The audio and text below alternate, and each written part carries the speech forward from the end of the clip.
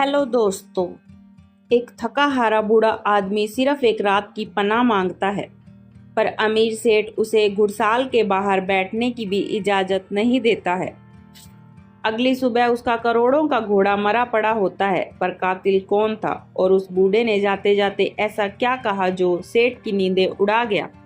देखिए एक ऐसी कहानी जो इंसान और जानवर दोनों की भाषा को समझने की सीख देती है और एक अमीर के अहम को चुपचाप तोड़ जाती है।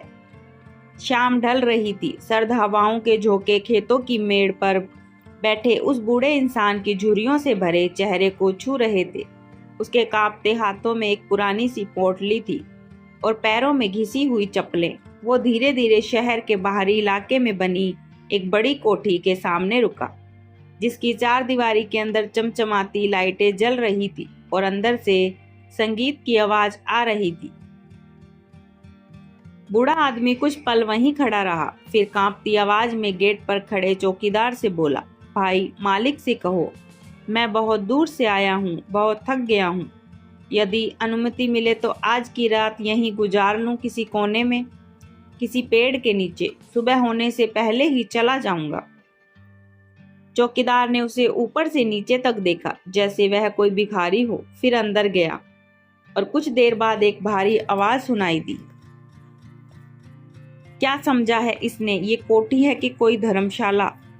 कोठी के मालिक सेठ चौकीदार ने यह बात बूढ़े को बताई और वो आदमी वहीं दीवार के सहारे बैठ गया। रामलाल थे, शहर के नामी अमीरों में से एक, कपड़ों का बड़ा व्यापार, 4 गाड़ियों का मालिक और हर शुक्रवार मंदिर में भंडारा करने वाला धर्मात्मा। चौकीदार ने आकर वही बात बूढ़े आदमी से दोहराई। सेठ जी ने कहा है कि ये कोठी है, कोई धर्मशाला नहीं, आप कहीं और जाइए। बूढ़ा कुछ पल चुप रहा। उसकी आंखों में अपमान की चुभन तो थी, पर क्रोध नहीं। उसने धीमे से कहा, अगर आप कहें तो मैं आपकी घुड़साल के बाहर ही बैठ जाऊं। रात भर आंखें बंद नहीं करूंगा, बस शरीर को थोड़ा सुला लूं। चौकीदार ने दोबारा जाकर पूछा। सेठ ने इस बार व्यंग्य से हंसते हुए कहा, घुड़साल की भी बहुत कीमती है, पर ठीक है, अगर मर ही रहा है तो घोड़ों के बाहर किनारे बैठने दो, पर सुबह होने से पहले यहाँ से निकल जाए। रात गहराती गई और कोठी के अंदर जश्न का शोर थम गया। लेकिन उस रात एक और बात हुई। सेठ का सबसे कीमती घोड़ा राजा जोर जोर से हिनहिनाने लगा। सेठ परेशान हो उठा। नौकर दौड़ते हुए घुड़साल की ओर गए। वहां पहुंचकर देखा घोड़ा एकदम बेचैन था, लेकिन बूढ़ा आदमी अपनी जगह चुपचाप बैठा था। नौकरों ने घोड़े को चुप कराया, लेकिन वो फिर से हिनहिनाने लगा। सेठ खुद बाहर आया और गुस्से में चिल्लाया, इसे बाहर निकालो, इसकी वजह से मेरा घोड़ा परेशान है। बूढ़ा आदमी उठते हुए बोला, घोड़ा किसी पराये की बू से घबरा रहा है। घोड़ों में पहचानने की शक्ति इंसानों से कहीं ज्यादा होती है। सेठ ने व्यंग्य में कहा, क्या मतलब, तू अब जानवरों की भाषा भी समझता है? बूढ़े ने कुछ नहीं कहा, बस मुस्कुराया और अपनी पोटली उठाकर बोला, जैसी आपकी मर्जी, मैं जा रहा हूँ। और वो चला गया। ठंडी रात में बिना कुछ कहे अगली सुबह कोठी के गेट पर भीड़ जमा थी। पुलिस की गाड़ी आई थी। घुड़साल के अंदर घोड़ा राजा मरा हुआ पड़ा था। सेठ के होश उड़ गए।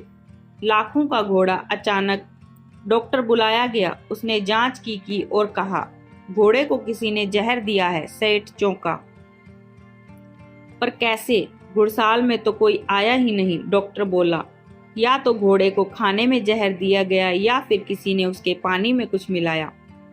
सेठ को उस बूढ़े की बात याद आई। वो बोला था, घोड़े पहचानते हैं। कहीं नहीं, वो ऐसा क्यों करेगा? पर पुलिस को तो शक था। सेठ ने भी कह दिया, रात में एक बूढ़ा आया था, वहीं हो सकता है।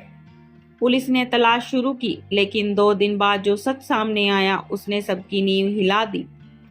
पास के ही गांव में खबर आई कि बूढ़ा आदमी कोई और नहीं, पूर्व घुड़सवार धनीराम था, जिसने एक जमाने में रेस जीत कर देश का नाम रोशन किया। लेकिन एक हादसे में उसका घोड़ा और सब कुछ चला गया। वो टूट गया और जानवरों की समझ और परख उसे आज भी थी। वो शहर शहर घूमता था, घोड़ों के इलाज और उनकी भाषा को समझने में माहिर था। और उस रात जब राजा घोड़े ने हिनहिनाकर उसे चेताया तो वो जान गया कि घोड़े के खाने में कुछ गड़बड़ है। वो जानकर भी चुप रहा क्योंकि उसे अपमानित किया गया था। उसने सेठ को चेतावनी दी पर उसे मजाक समझा गया। बूढ़ा कहीं नहीं मिला। शायद वो फिर किसी शहर में होगा, किसी और घोड़े की जान बचाने, या फिर अपमान से टूटकर कहीं अकेला पड़ा होगा। सेठ की कोठी में आज भी घोड़ों की आवाज नहीं आती। धन शोहरत, बड़ी कोठियां किसी इंसान की इंसानियत का प्रमाण नहीं होती। कभी कभी जिसकी हालत सबसे कमजोर लगती है उसी के पास सबसे बड़ी ताकत या ज्ञान होता है। और अपमान का घूंट चुपचाप पी जाने वाले कई बार सबसे बड़ा सबक दे जाते हैं। दोस्तों, कहानी अच्छी लगी हो तो वीडियो को लाइक करें, कमेंट करें और चैनल को सब्सक्राइब जरूर करें। धन्यवाद।